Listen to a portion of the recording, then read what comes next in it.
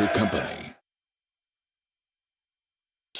The journey begins when you're seeing everything for the first time and taking it all in with one deep breath. Then finding the answers to a brighter future. Before stopping and reflecting on your achievements. Life's colors, best seen through a Kodak lens. Visit kodaklens.co.ke to find a Kodak store near you. Insist on a Kodak warranty card on every purchase of Kodak lens. This is KTN News.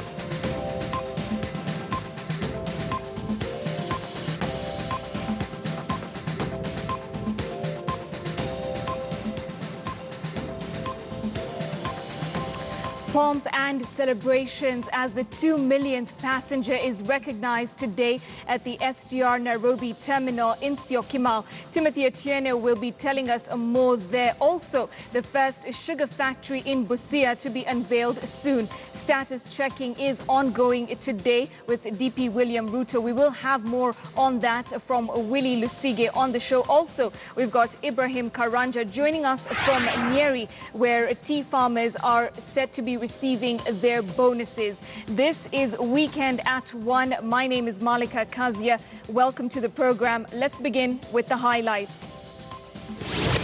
A proud moment for Kenya as Madaraka Express unveils its 2 millionth passenger since launch of service. A businessman in Kajiado narrowly escapes a lynch mob after being found with several heads of stolen cattle. And initiative to green the country by planting 200 million trees by 2022 gains ground in Murang'a.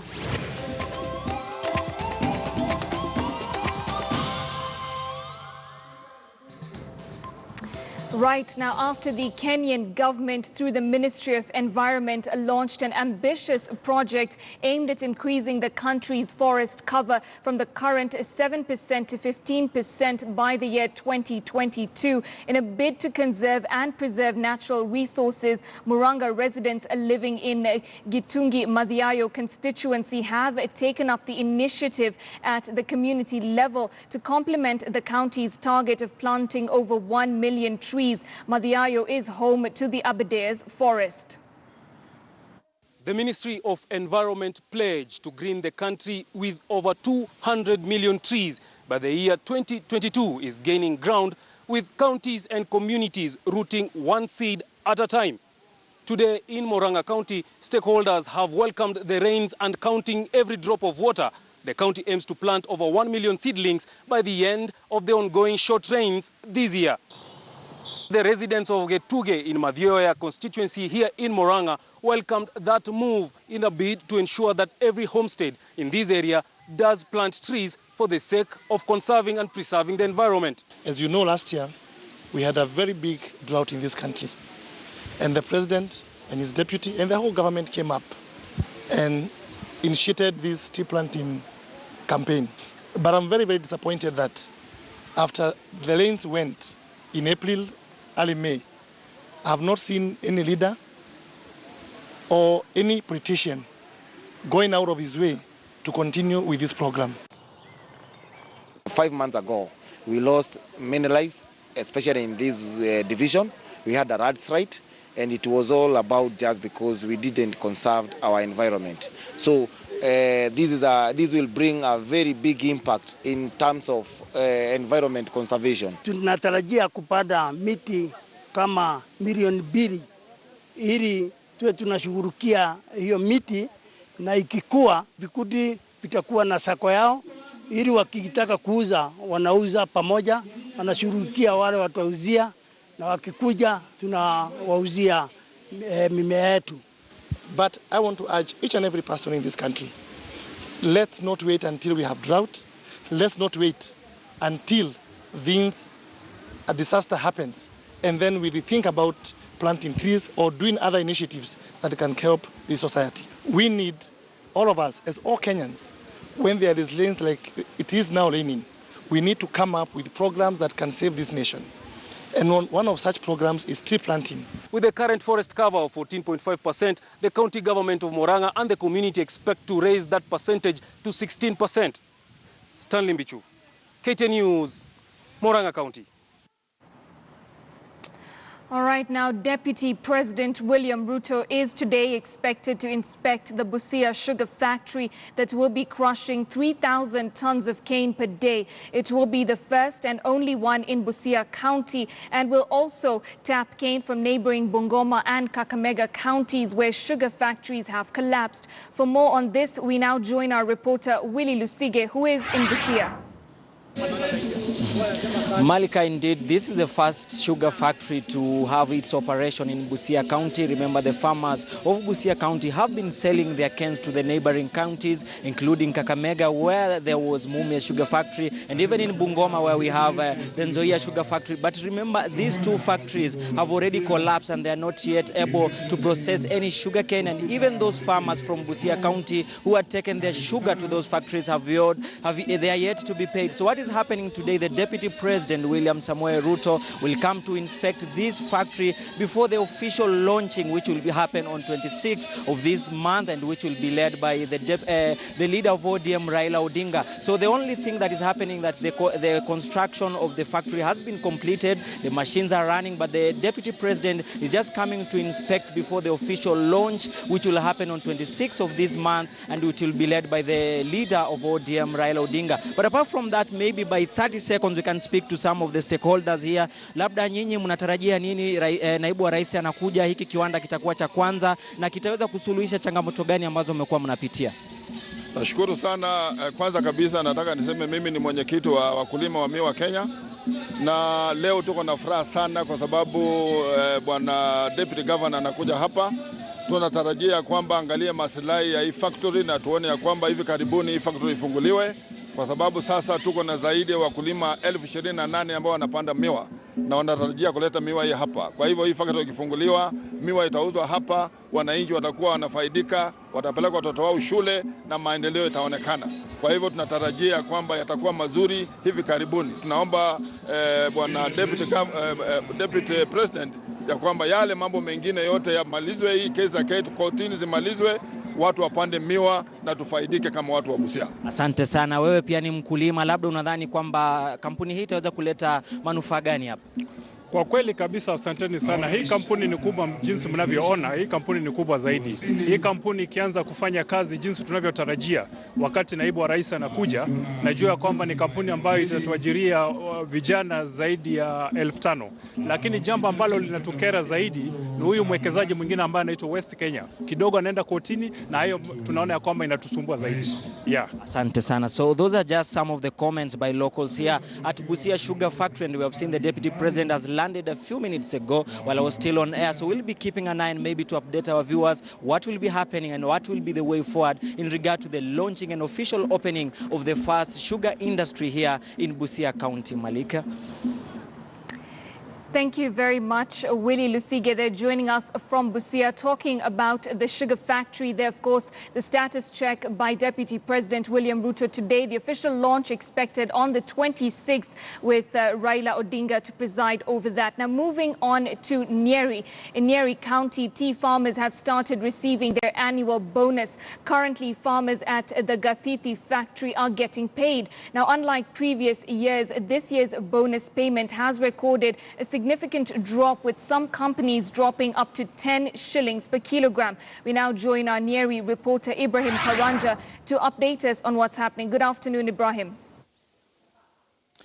Well, good afternoon, Malika. As you have correctly put it, we are at the Gathuthi Tea Factory in Tetu constituency in Nyeri County. And as you have rightly put it, tea farmers here have already started receiving their bonuses. This, of course, is the payment that comes annually after the monthly contribution. And at the Gathuthi Tea Factory here today, there was a meeting by top officials of the Kenya Tea Development Agency, of course, planning about how they are going to, of course, sort out the issues affecting the tea industry. Like you have put it, there is actually an ironical move, actually, Malika, that despite an increase in the total amount of bonus that farmers this year will be given, of course, there is an increase from 57% in 2016 to 2017 to 62% this year. The single bonus that a farmer will be given has dropped. So that is an irony. There is an increase in the total amount and a decrease in the single amount that farmers will be given. And joining me right now is Kenya Tea Development Agency Chairman Peter Kanyago, who will be telling us more about this tea issue. He will be telling us about tea hawking, which has been a major menace here in Nyeri, and of course to all in all tea growing zones. Karibu sana, you are live on KTN. Probably we should start first by farmers are getting their bonuses this year. Yes. Probably why the significant reduction of the amount that each farmer is getting? Okay, the rate per kilo is what is dropping. And this is mainly due to the crop. Last year we had an average 20% more crop than in the previous year. And you know, this is a commodity, as I always said, and supply and demand. So the supply was a lot more. But because of the good rains, the total crop was a lot higher. So the total income to the farmer was also a lot higher. But let me warn that the poor prices have continued in the first quarter of this year. So the farmers should brace themselves possibly for a poorer payment per kilo in the coming year. Because we have seen production for the last 3 months have been higher compared to the last 3 months of previous year. But the price per kg has fallen by an average of 18%. Probably, Bonachia, if I may ask, there is the issue of the quality of tea or the type of tea that is coming from Kenya, that it is losing the international market in terms of black tea, and there is a new crop of tea. What is the Kenya Tea Development Agency doing in terms of infrastructure to ensure that we provide what the globe needs currently? Okay, we are already diversifying, and 6 factories within the KTDA fraternity are now producing what we call orthodox teas. Another 4 factories, the machinery is under installation, and another 2 factories are in the pipeline. So by end of next year, we shall have a total of 12 factories producing orthodox teas. We have established good markets in Russia, Kazakhstan, and the CIS countries. And maybe a last one before I let you go.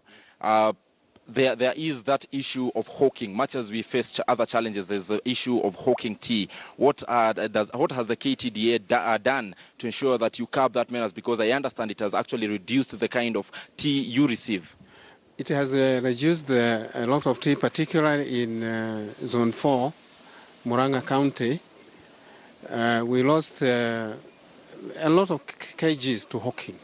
Fortunately, the tea directory are taking some measures, and now they have said farmers must be registered with the factories where they are delivering their teas, and if they don't do that, they will be prosecuted.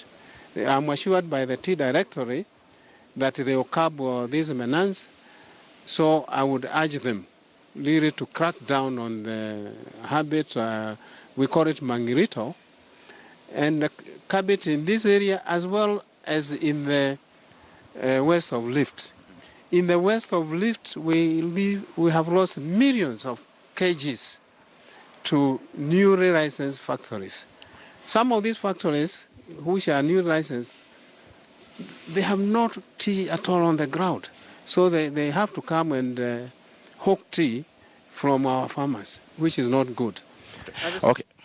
Okay, thank you so much. That has been the chair of the Kenya Tea Development Agency, Peter Kanyago, of course, pointing out some of the challenges that have been facing tea farmers in this region and also in the entire country. Now he says that the Kenya Tea Development Agency and the Tea Directorate ready to deal with tea hawking, which has been a major menace in the country. We shall be keeping up with the tea farmers and the payment of bonuses as is happening here, and we shall